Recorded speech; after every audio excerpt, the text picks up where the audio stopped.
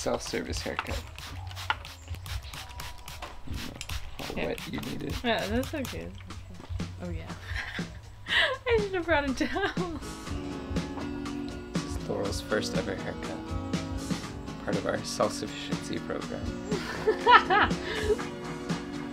This might take a long time. I can't believe you're trusting me.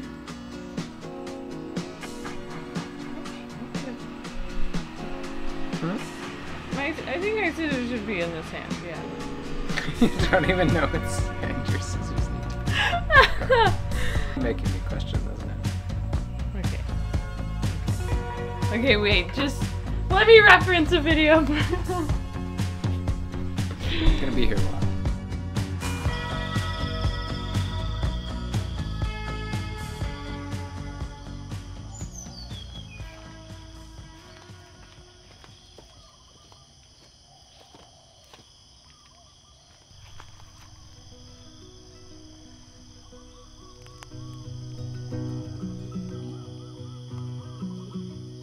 Some of you may recall we planted this little tea garden a couple weeks ago. I'm so pleased with how things have progressed to where I can now pick fresh tea, and starting my day with fresh mint and lemon balm tea that I grew is one of those small joys that I want to remember not to take for granted.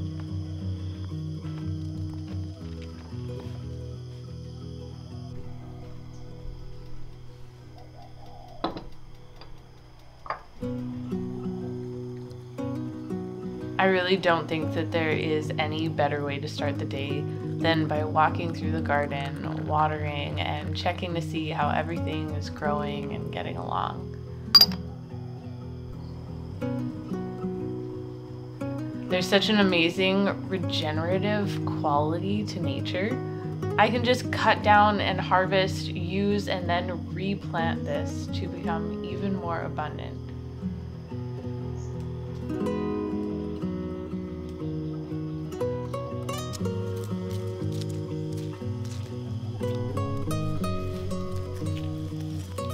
I feel like I'm really only just beginning to understand what it means to have a relationship with land and nature.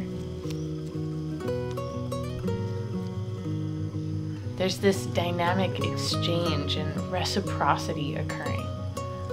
We communicate with each other, observe and take care of one another, so it really actually does feel like a relationship.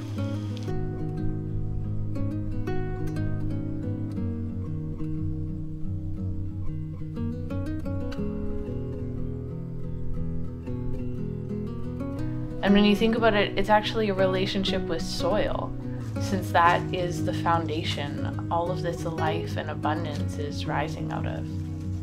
Whether you're eating vegetables grown from the soil or eating animals that are fed by the plants that grow from the soil, there's just this incredible, intricate web of relationship between all beings.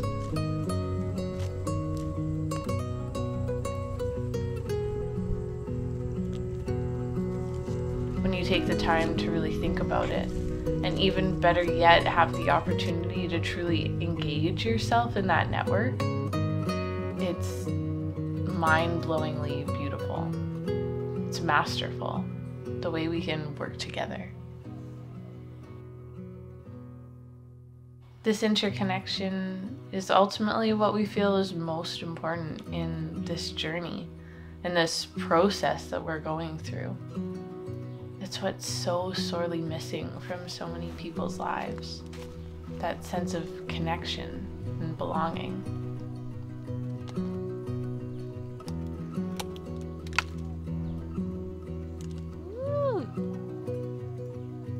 Even though I often feel like we've hardly made a dent in the use of this land, when I think back to this space just being a field of weeds last year, and even just a few months ago, we only had a few empty garden beds amongst those weeds.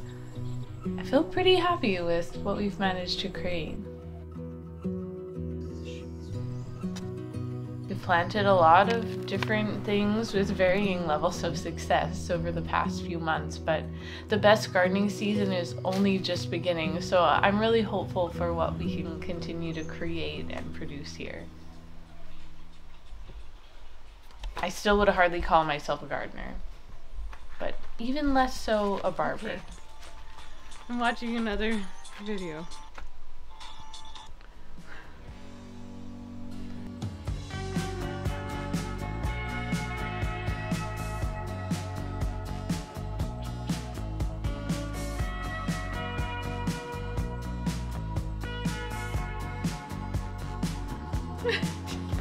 You gonna cut something? I'm nervous, okay?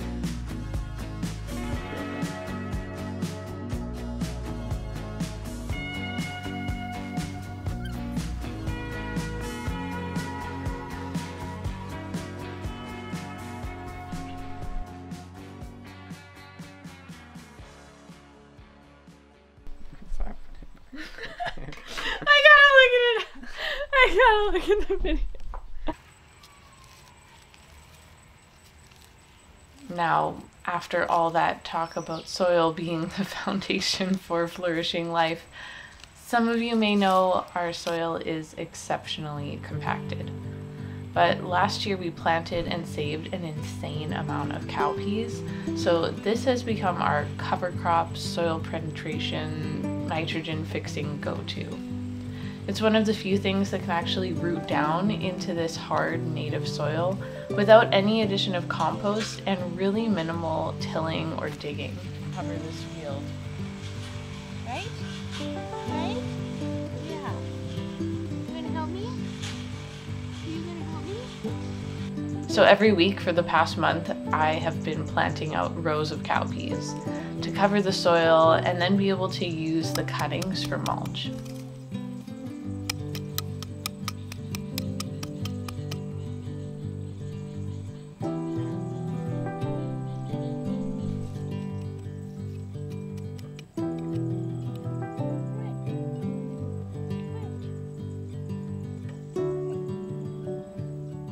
I have such an excess of cowpeas, I've just been broadcasting them into the other fields now to try and increase the diversity in other parts of the land.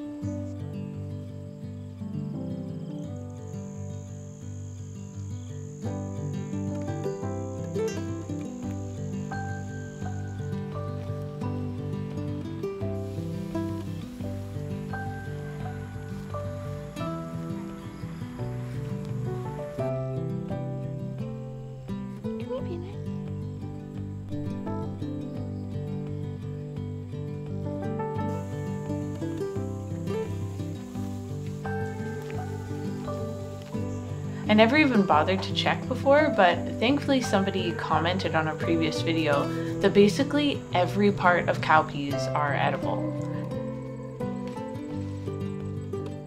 So these are now going into my rotation of stir-fried greens along with chaya and sweet potato leaves.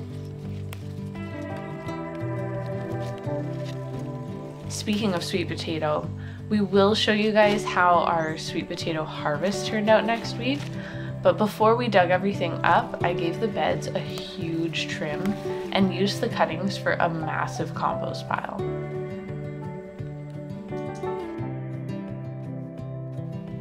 It was actually wild to see how much I was able to cut back, and there is still so much on the beds.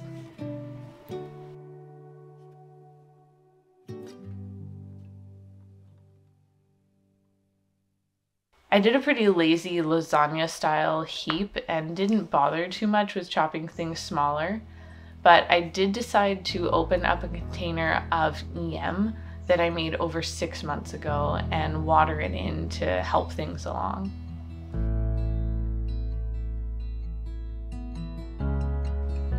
I created it from a mix of cashew fruit, mango, banana peels, and an assortment of other things. So it basically turned into a shit mix of EM, and when I opened it up, the smell was so strong. If my mic had been properly plugged in, you would have heard me gagging at this point. It wasn't a horrible smell exactly, but just a very potent fermented fruit cocktail kind of scent that just overpowered your nose. It had to be diluted quite a bit, but that is definitely going to be kickstarting some decomposition. Making a big compost heap is a lot of time and energy, but it's really great to be able to utilize all of the fallen leaves, cuttings, and whatnot to feed back into the soil system. One of those interconnected self-sufficiency things.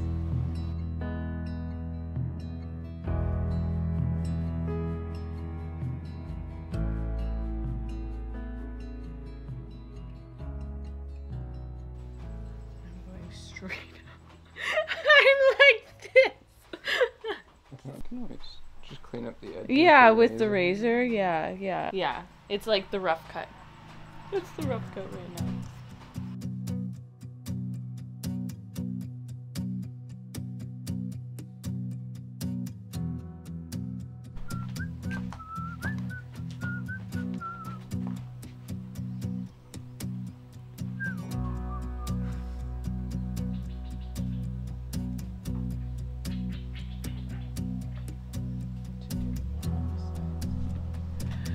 This is not a 20-minute haircut, okay?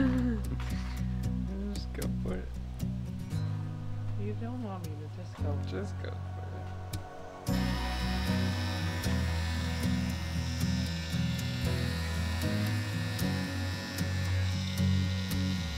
For this being the first haircut I have ever attempted, I've never even tried to trim my own ends. I'm pretty pleased with how it turned out. If you look too closely, I'm sure that you're gonna see that things aren't perfect, which is why I did not give a close-up of the finished product here. But I'm pretty happy, and obviously things will just get better with time. Okay, I think you're done. I think I could probably endlessly Go.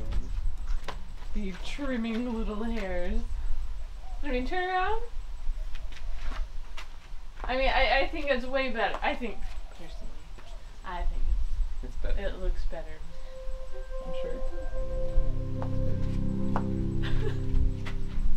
Alright, you next. Oh, yeah. I mean, There are so many firsts here. To be able to witness and experience and learn a different way of being and seeing the world and engaging with life is just such a huge gift. I was speaking to a friend the other day, and so many people just don't have the opportunity to get out of the box or the story or narrative that they're born into. There's so many things that people have never had the chance to try or do, and maybe part of that is circumstantial, but I think a huge part is just your mentality towards doing new things. Being here, I feel, has given me so much more confidence to try new things and to do new things and push myself out of my comfort zone, to try what I previously thought was inaccessible or unattainable for me.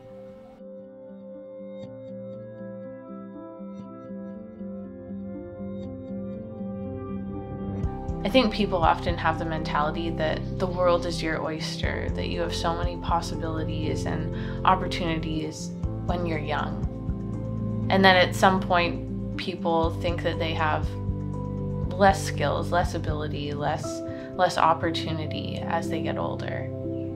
But I think I'm realizing more and more that that's just a mentality that we tend to adopt as we age. The possibilities and opportunities aren't disappearing, just our ability to see them.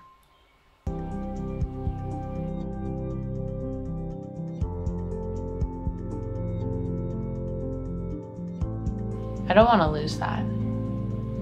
So I need to keep my eyes open, my heart open, my mind open. What can I learn? What can I do that I didn't think that I could before?